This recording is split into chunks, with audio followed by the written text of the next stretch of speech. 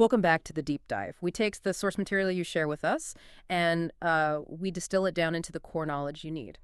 Today, we're doing a deep dive into something we all chase, but something that's also fundamentally fragile. I'm talking about external validation, the likes, the titles, the public applause. Yeah.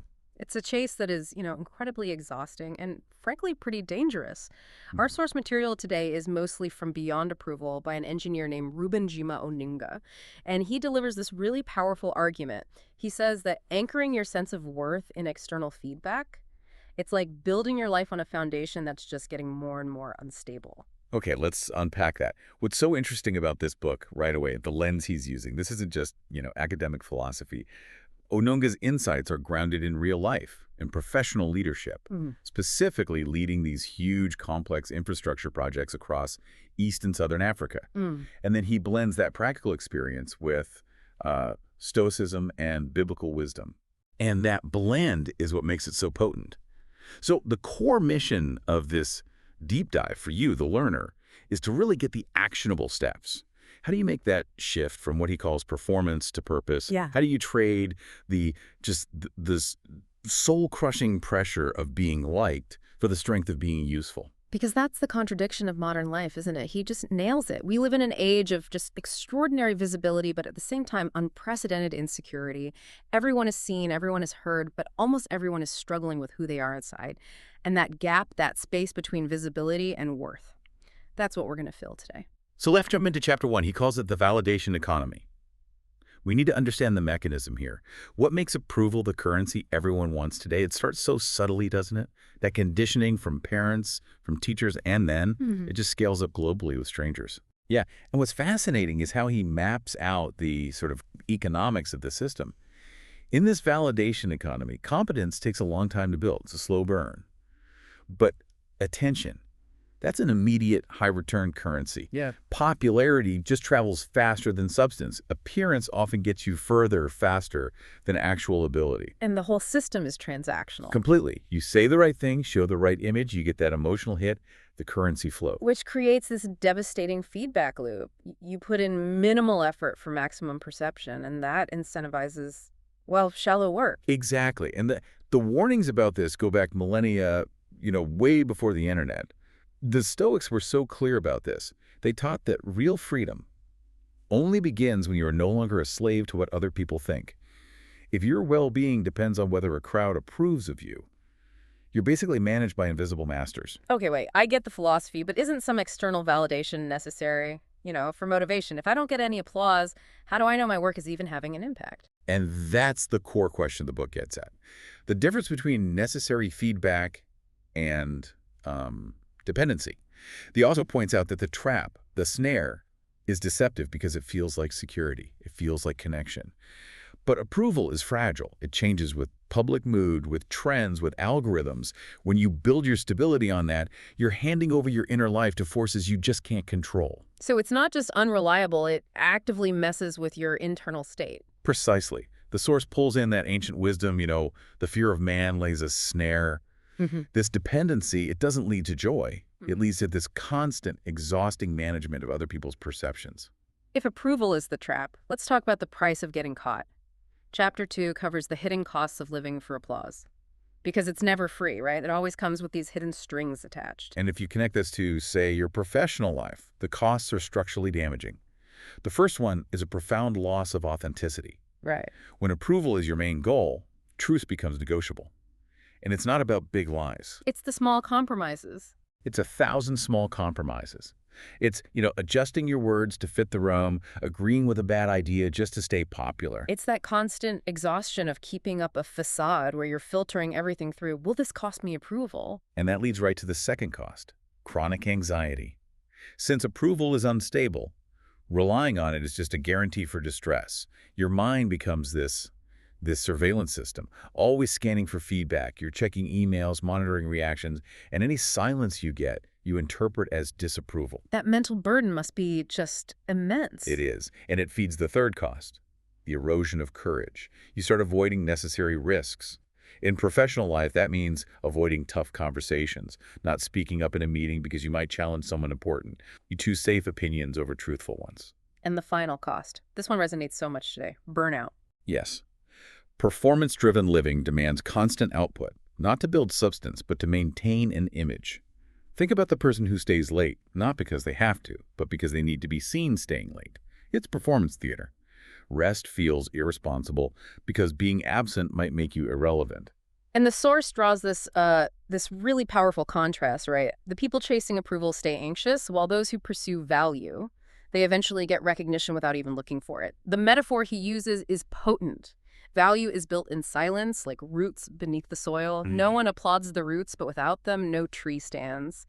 That root system analogy is perfect. So how do we pivot? How do we go from chasing applause to strengthening our roots?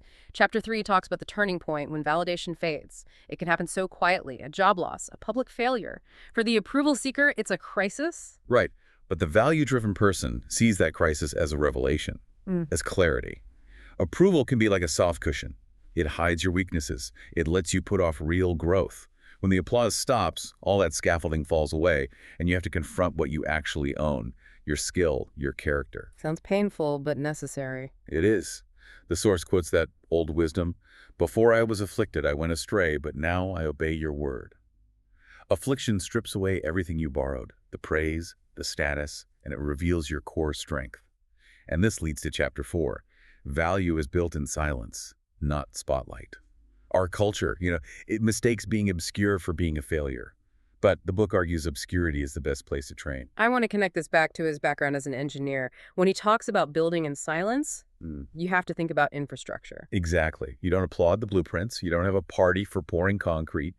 That quiet, unobserved work is what determines if the bridge stands or collapses. Value grows quietly because skill comes from repetition, wisdom from reflection, and those things give you zero instant validation. The principle that anchors this whole idea is key.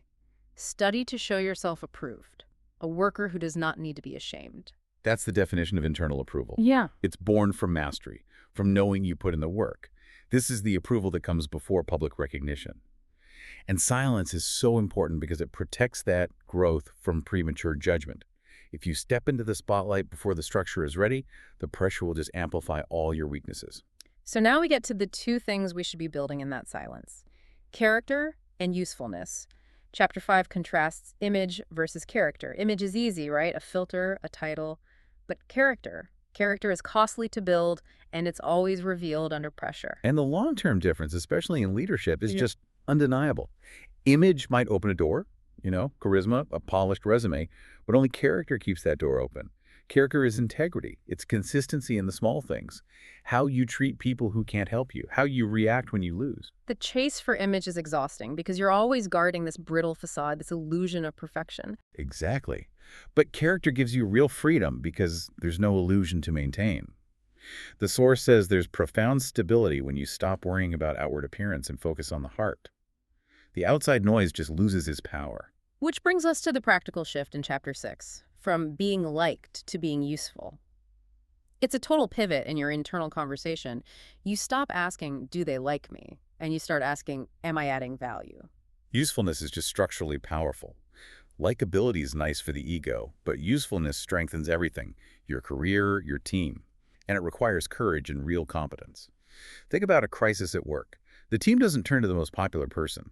They turn to the person who can actually solve the problem. That person earns trust quietly, just by being reliable. And that value creates this deep inner dignity. The Stoics knew this. Marcus Aurelius taught that your worth is based on what you contribute, not what you receive.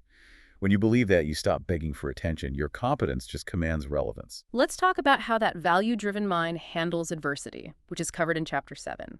Criticism is going to happen. Obscurity is going to happen. For an approval seeker, those are threats. They're proof of failure. But for the value-driven mind, it's all about the reframe. Criticism isn't a personal attack anymore. It's information. You evaluate it, you filter it, and you use what's good without the emotional collapse. And obscurity isn't a punishment, it's training. It's the best place to get better without all the noise. The resilience comes from knowing which feedback to listen to and which to just dismiss. The value-driven person stays calm. They hold on to that principle. In quietness and trust shall be your strength.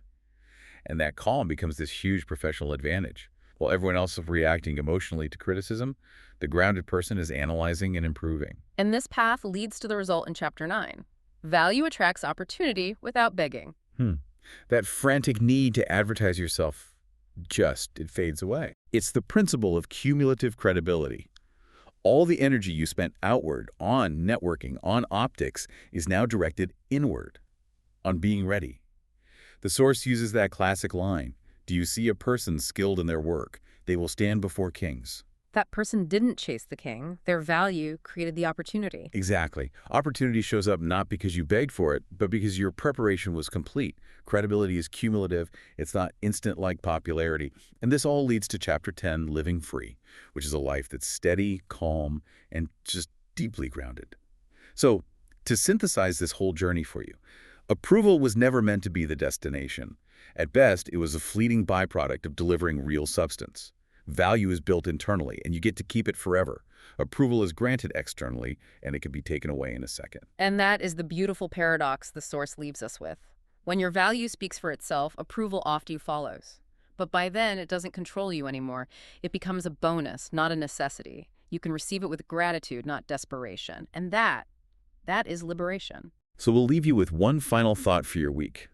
If you're ready to make that trade noise for depth, performance for purpose, what is one commitment to discipline you can make today?